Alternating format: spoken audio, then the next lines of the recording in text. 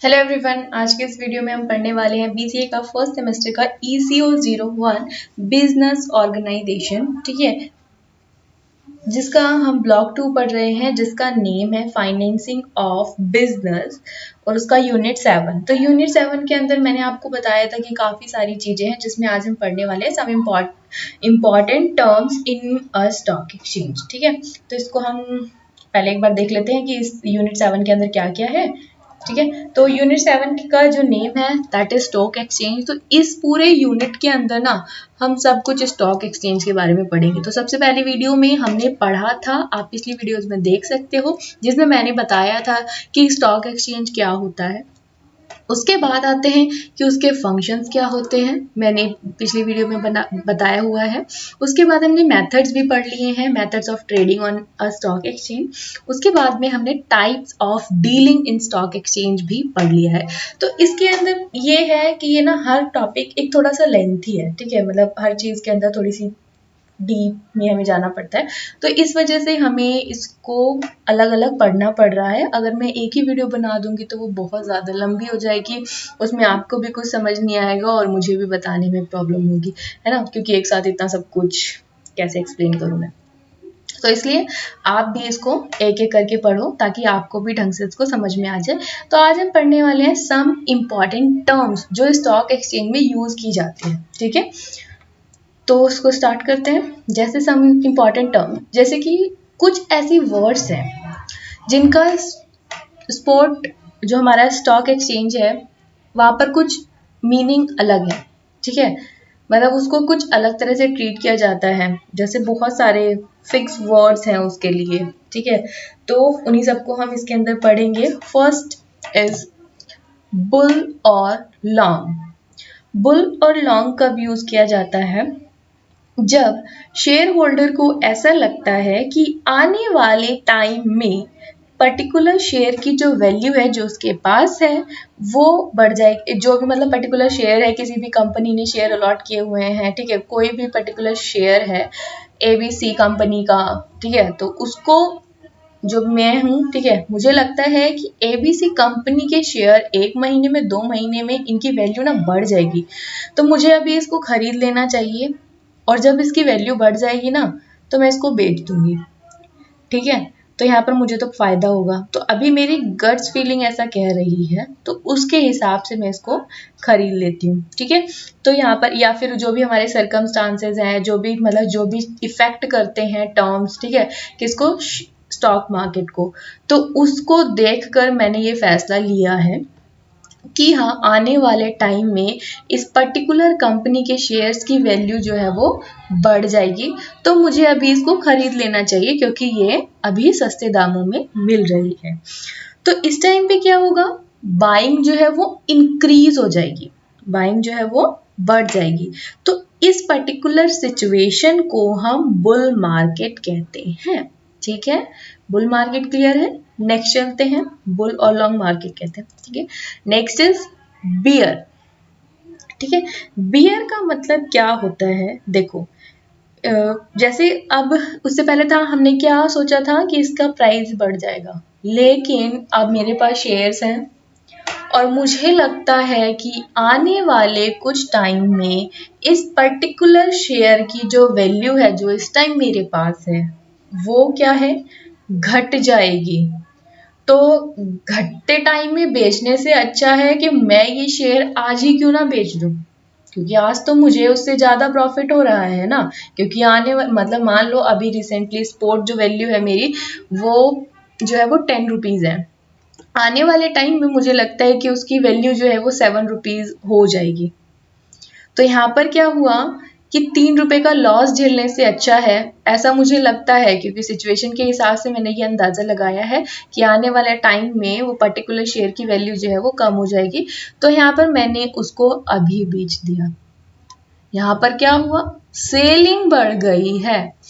इस पर्टिकुलर इस सिचुएशन को हम कहते हैं bear market. I hope bull and bear clear हुआ होगा। नाउ नेक्स्ट पे चलते हैं, दैट इज स्टैग। स्टैग क्या होता है, एक ऐसा पर्सन होता है, ठीक है, जिसको हम चंचल सट्टेबाज कहते हैं इन हिंदी।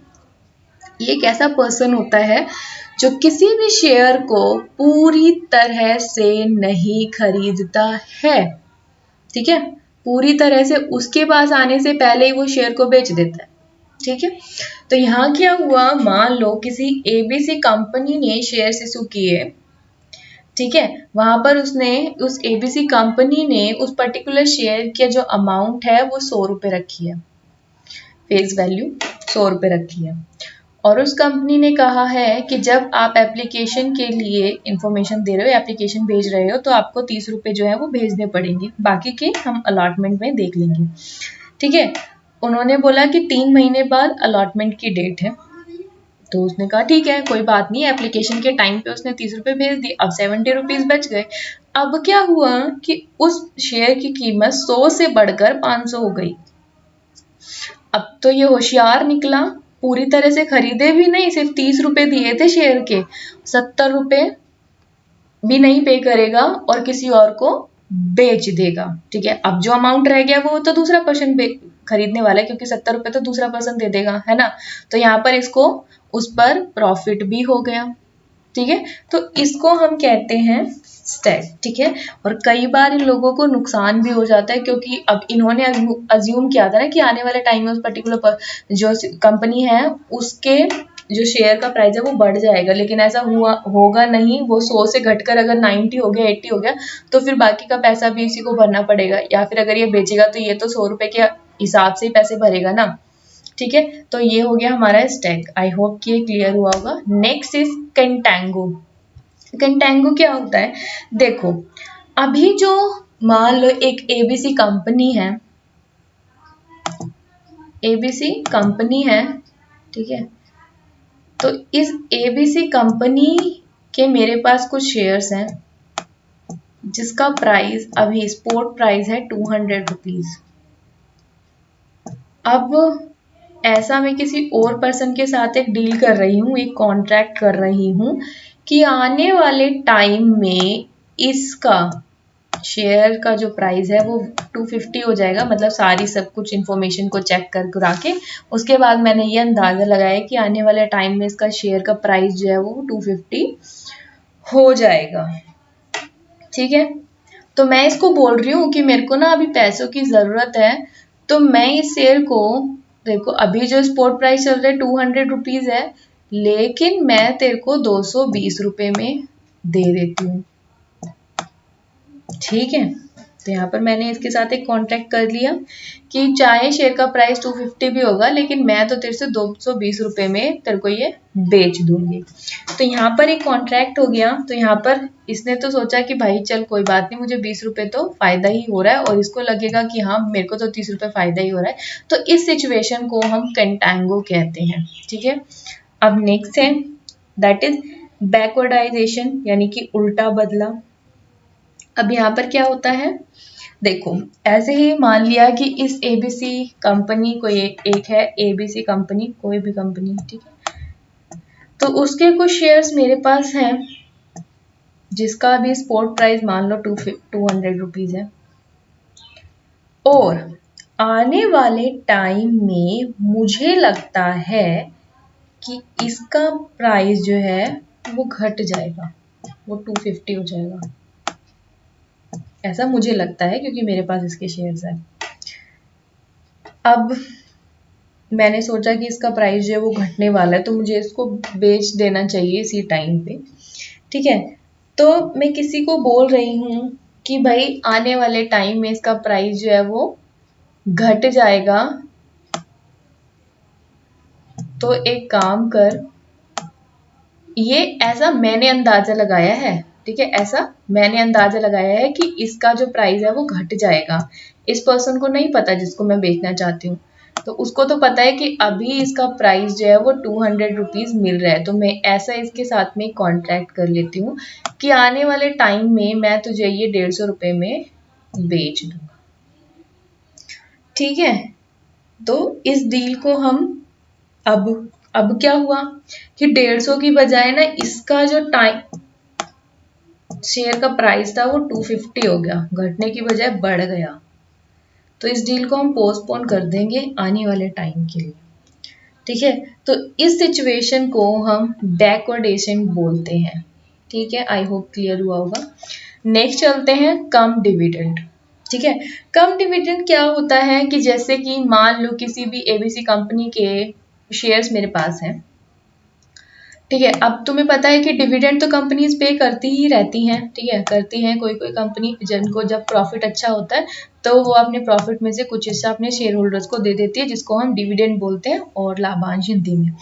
ठीक है, तो अब इस एबीसी कंपनी ने डिक्लेयर किया कि ये 15 जून को डिक्लेयर कर रही है ये कि हम ना डिविडेंड पे करने वाले हैं। 15 जून को इसने ऐसा डिक्लेयर किया है, 15 जून को, कि हम डिविडेंड पे करने वाले हैं आने वाले कभी भी टाइम में। ठीक है, तो डिक्लेरेशन डेट हो गई 15 जून।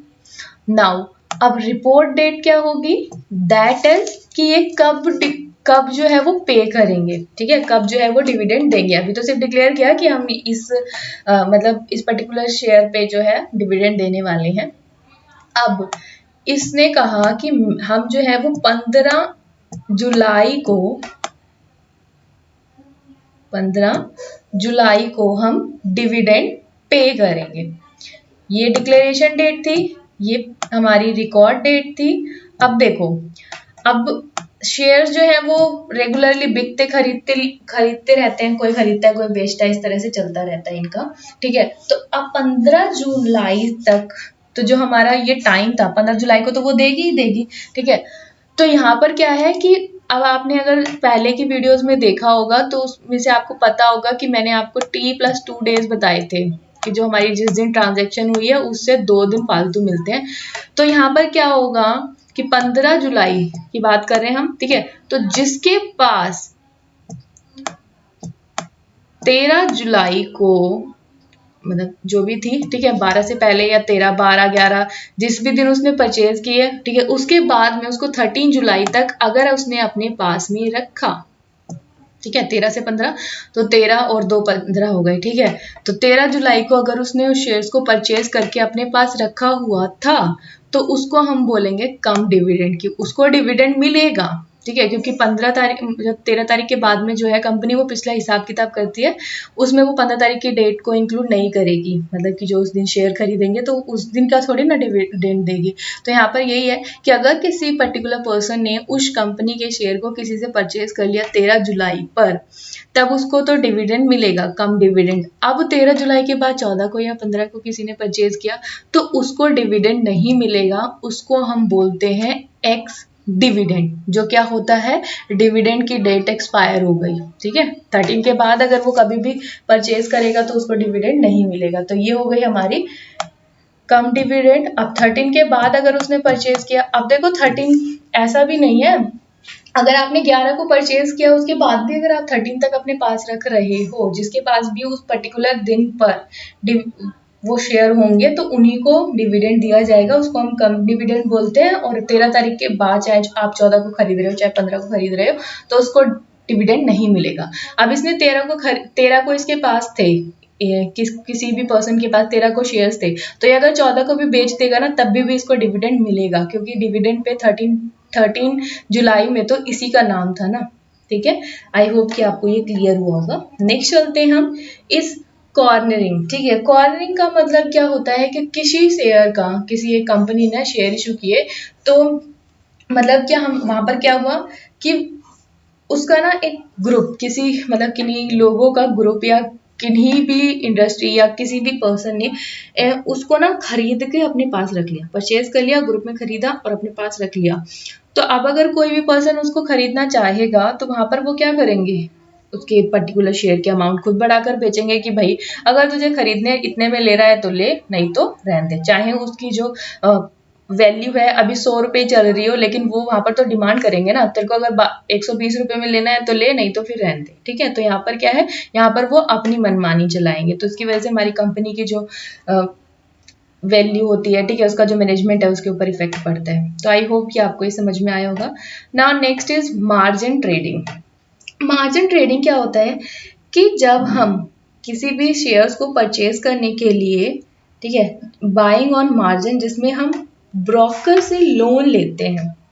ठीक है, जिससे हम ज़्यादा शेयर परचेज कर सकें और जिससे हम मार्जिन अकाउंट इसमें क्या होता है, मार्जिन अकाउंट खुलवाया जाता है। और यहाँ पर क्या होता है कि भाई ब्रोकर क्यों हमें पैसे दे रहा है लोन पे, इसलिए दे रहा है क्योंकि जितने शेयर्स हम ब्रोकर से परचेज करते हैं तो उसके ऊपर उसकी कुछ कमीशन चार्ज होती है। तो जितने ज़्यादा शेयर हम उससे परचेज करेंगे, मतलब उसके द्वारा परचेज करवाएंगे, तो वहाँ पर वो हमसे उतनी ज़्यादा चार्जेस जो है वो हमसे लेगा। तो यहाँ पर वो इस वजह से, ताकि उसको प्रॉफिट हो, ताकि उसको जो है वो ज़्यादा चार्जेस मिल सके, ज़्यादा कमीशन जो है वो उसको मिल सके, इसलिए जो है वो ब्रोकर जो है हमें लोन देता है। इसको हम मार्जिन ट्रेडिंग कहते हैं। आई होप कि जितने भी ये बताए मैंने आपको समझ में आए होंगे। अब हम नेक्स्ट चलते हैं, दैट इज 10th में क्या है, आर्बिट्रेज।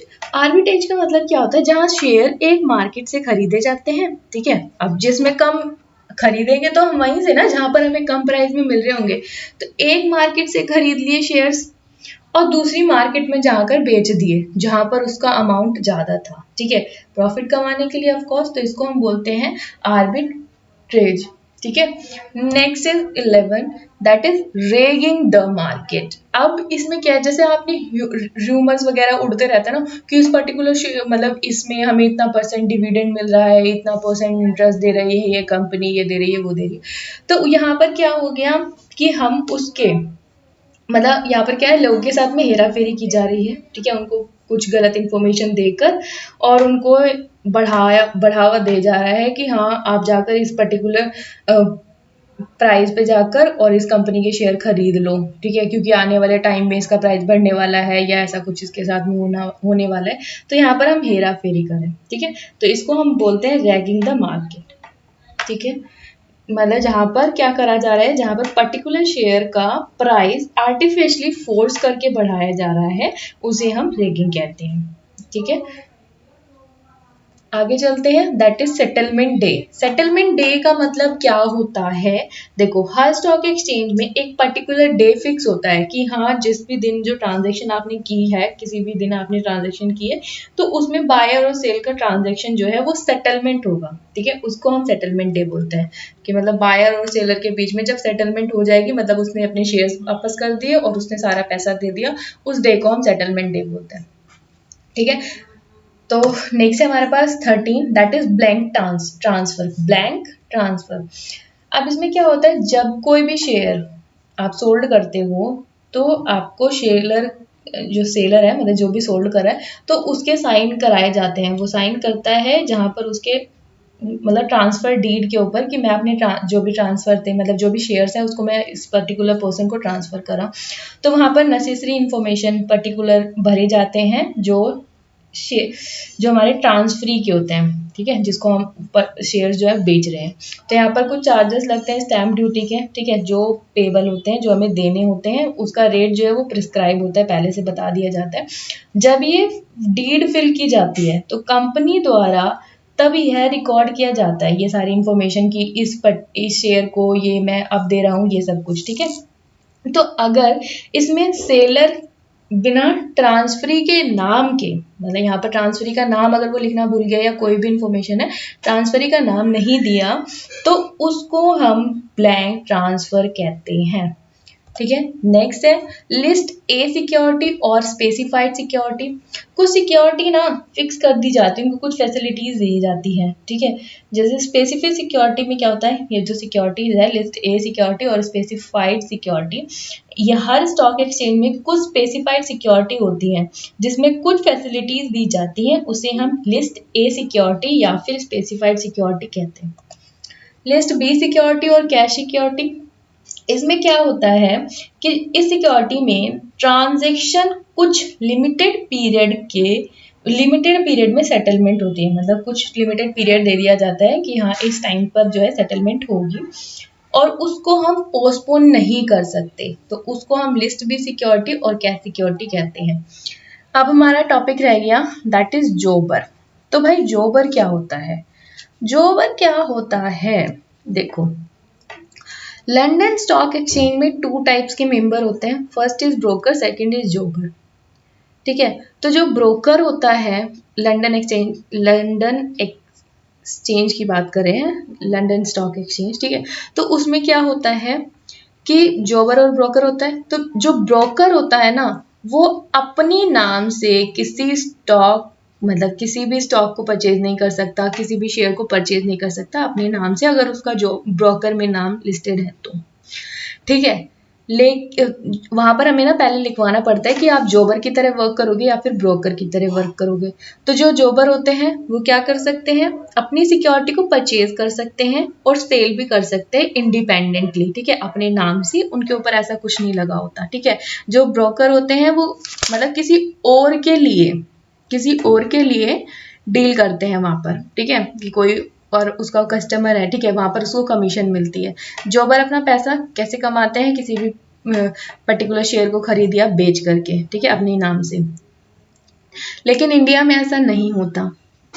ठीक है, इंडिया में 2 टाइप के मेंबर्स होते हैं, first is broker, second is terror animals. ठीक है, जिसमें क्या होता है, जो ब्रोकर और जॉबर की तरह एक्ट करते हैं, जो दोनों की तरह एक्ट करते हैं, उसको हम टेरर एनिमल्स बोलते हैं। ठीक है, आई होप कि आपको ये समझ में आए होंगे और वीडियो अच्छा लगा होगा। वीडियो अच्छा लगा हो तो वीडियो को लाइक करें, शेयर करें, कमेंट करें अगर आपका कोई भी सजेशन या फिर आपकी कोई भी क्वेरी है। चैनल को सब्सक्राइब करें ताकि और भी इंफॉर्मेटिव वीडियोस आपको मिल सके। और इस यूनिट की वीडियोस तो हम पूरे बनाएंगे, मतलब ये पूरा जो हमारा ECO 01 है उसको कंप्लीट करेंगे ही। अगर आपको इसके नोट चाहिए तो आप टेलीग्राम चैनल पे हमें ज्वाइन कर सकते हैं। और अगर आपको कोई और क्वेरी है या कुछ मतलब कुछ भी प्रॉब्लम आती है किसी स्टडी से रिगार्डिंग, तो आप मुझे मेरे इंस्टाग्राम पर भी मैसेज कर सकते हैं, जो नीचे डिस्क्रिप्शन पे लिंक है। Thank you for watching.